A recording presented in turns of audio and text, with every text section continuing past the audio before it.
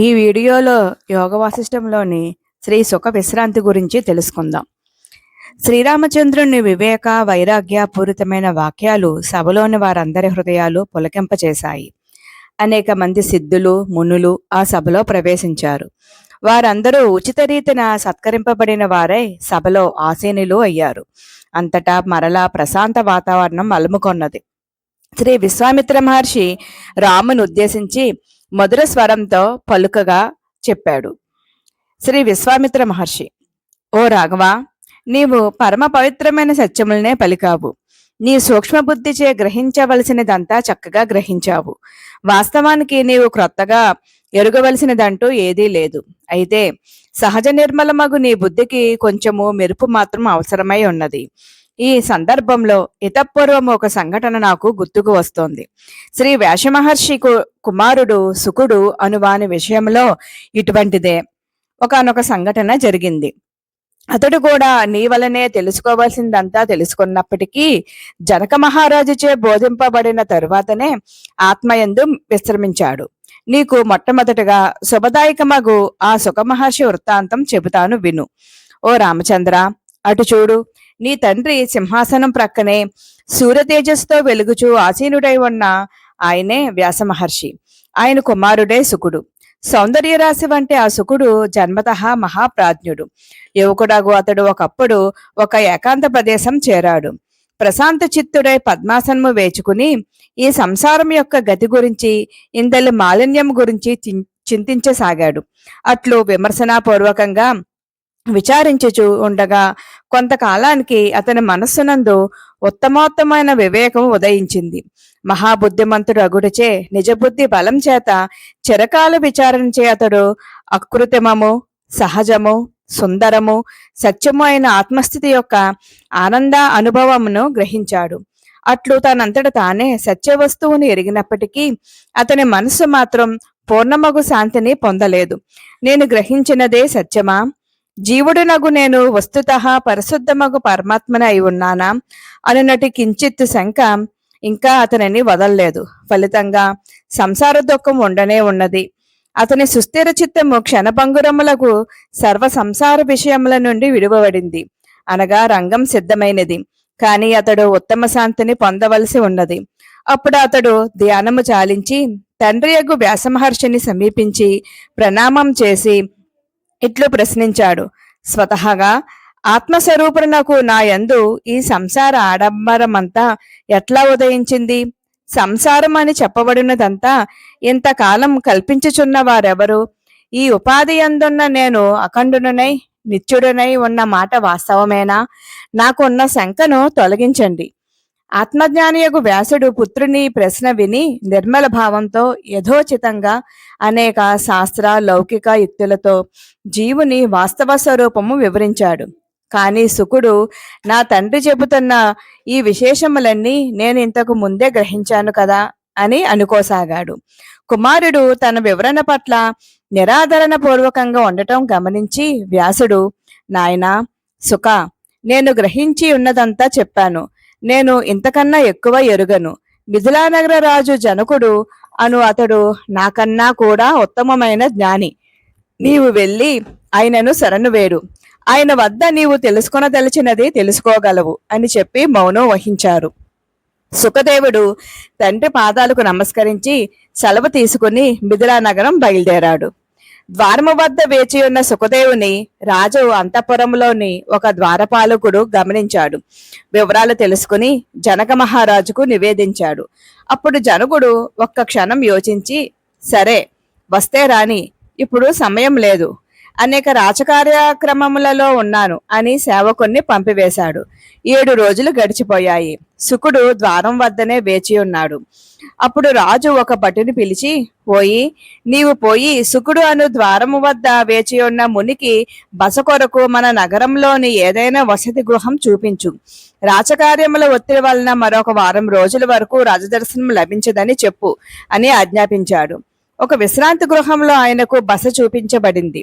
మరొక 7 రోజులు గడిచిపోయాయి. సుకుడు ఏమాత్రం ఉద్వేగం లేక అట్లే వేచి ఉన్నాడు. వార్తాహరుల ద్వారా అంతా గ్రహించిన జనకుడు అతనిని మరింత పరీక్షించాలని అనుకున్నాడు.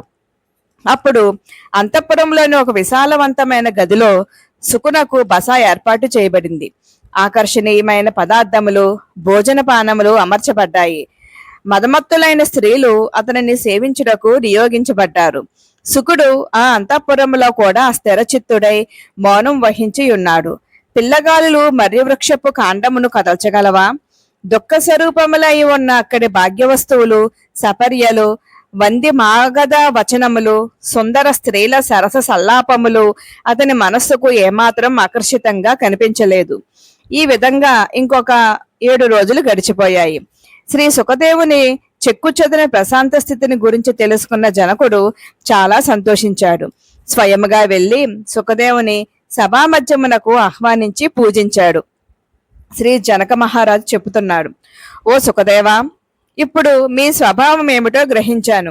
నేను మహదానందం పొందాను. ఈ జగత్తులో ఉంటూనే జీవుడు ఏ విధంగా ప్రవర్తించడం ఉచితమో మీరు అట్లే ప్రవర్తించారు. నాకు చాలా సంతోషంగా ఉన్నదయ్యా. ఇప్పుడు చెప్పండి, మీరు ఏమి తెలుసుకోవాలని అనుకుంటున్నారు? శ్రీ సుకుడు చెప్తున్నాడు, గురువర్య, నన్నొక సందేహం పట్టి పీడిస్తుంది. ఈ జీవుడు ఎవరు? అఖండమగు పరమాత్మయే ఇతడై ఉంటే మరి నేను ఈ శరీర పరిమితుడను, నా నుండి తదితరులు వేరైన వారు, నేను శ్రమించి మోక్షము పొందవలసి ఉన్నది. ఇటువంటి ఏకానేక రూపములైన చాంచల్యమంతా ఎందుకు ప్రాప్తిస్తోంది? అప్పుడు జనకుడు ఈ సంసారం యొక్క వాస్తవ అవాస్తవముల గురించి పూసగుచ్చినట్లు అంతా వివరించాడు.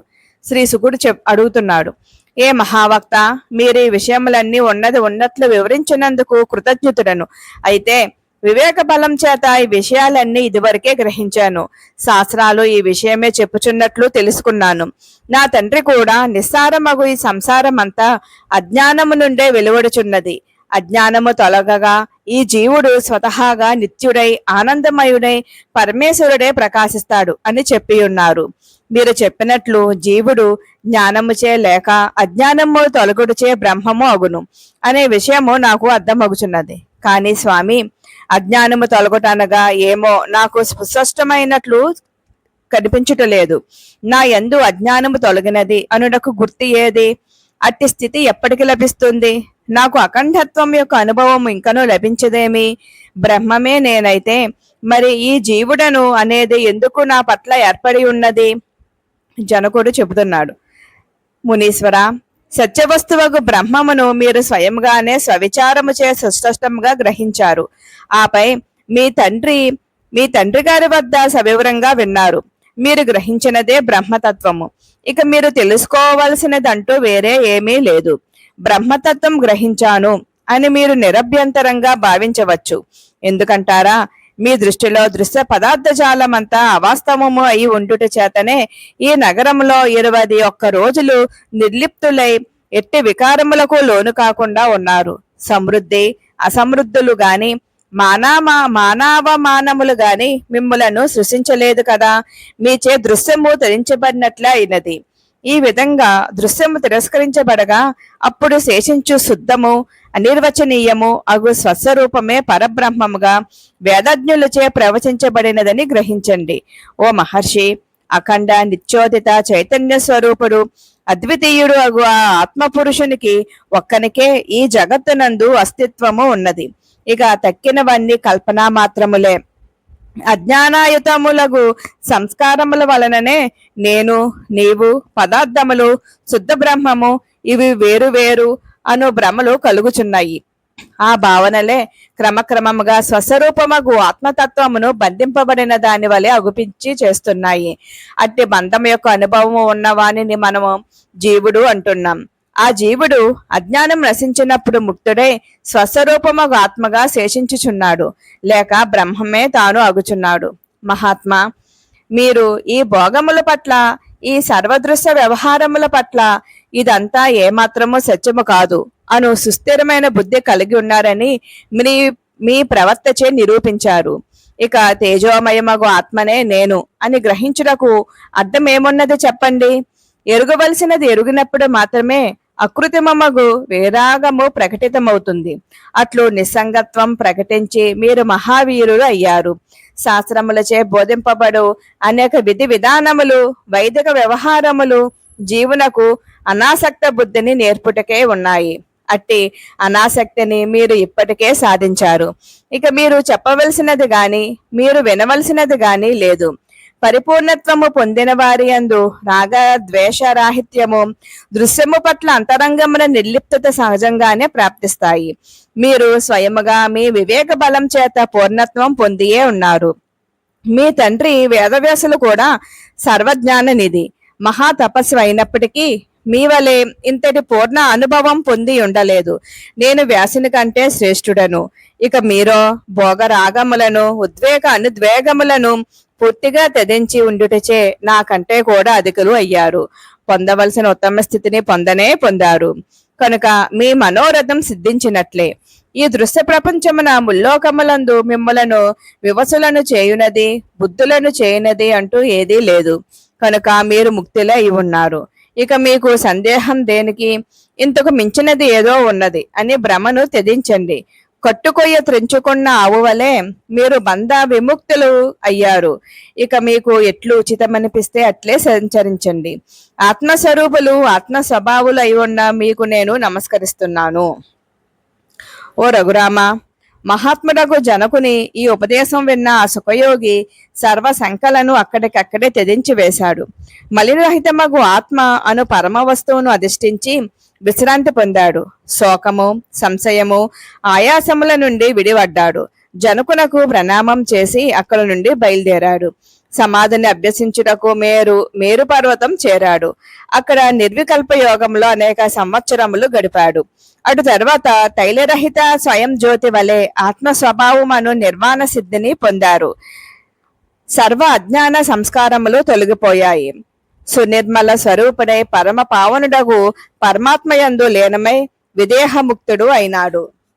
ఈ విధంగా వ్యాసపుత్రుడకు సుఖదేవునకు కించిత్ గుర్తు చేయుట అనే మార్జనం అవసరమైనది కదా. ఓ మునిశ్రేష్ఠులారా, మన ఈ రాముని విషయంలో కూడా ఇప్పుడు అట్టిదే అవసరం అగుచున్నది. ఇతనికి కారణరహితంగానే భోగములందు విరాగం పుట్టుటచే తన వివేకం చేత తెలుసుకోవలసినదంతా తెలుసుకున్నాడు. భోగజాలము పట్ల అకృత్రిమమైన అరుచియే తత్వజ్ఞానిలో కనిపించే ఒక ముఖ్యమైన లక్షణం. ఈ సంసార బంధం అంతా స్వతహాగా వాస్తవమైనది కాకపోయినప్పటికీ భోగ చింతనచే ఇదంతా దృఢపడి ఈ జీవునికి ప్రాప్తిస్తోంది. వాసన అభివృద్ధే బంధము, వాసనాక్షయమే మోక్షము అని మనకు జ్ఞానులైన పెద్దలు చెప్పుచున్నారు. మరొక విషయం, ఆత్మ విషయమై అపాత జ్ఞానం అల్ప శ్రమతో కూడా కలగవచ్చు.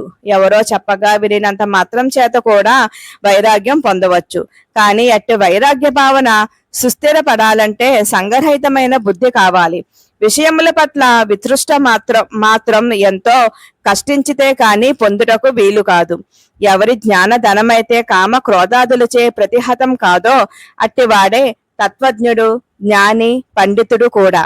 ఎప్పుడైతే ఈ జీవుడు తెలుసుకొనవలసిన దానిని తెలుసుకుంటాడో అను ప్రశ్నకు ఉత్తమ సమాధానం పొందుతాడో అప్పుడు మాత్రమే అతనికి ఈ శరీర పటాటోపం పట్ల, ఐశ్వర్యముల పట్ల, భోగముల పట్ల సహజమైన విముఖత, అరుచి ఏర్పడతాయి. యశస్సు, దంభము కొరకు కాకుండా వాస్తవ దృష్టి వలన అకృత్రిమైన వైరాగ్యము పొంది ఉండేవారే మానవులలో ఉత్తమోత్తములు. జ్ఞేయమగు ఆత్మవస్తువు గ్రహింపబడనంత వరకు విషయ వితృష్ణ కలగడం అసంభవమే. రమణీయమగు భోగభాగ్యములు కూడా ఎంతటి దోషభూయిష్టమైనవో మన రామచంద్రుడు స్వవిచారణచే గ్రహించాడు. అందుచేతనే మహత్తరమైన ఆశయములను పొందగలిగాడు. ఓ సభికులారా, ఈ బాలుడు చెప్పినదంతా వాస్తవమే. అయితే ఇతనికి ఇంకా చిత్త విశ్రాంతి కలగవలసి ఉన్నది.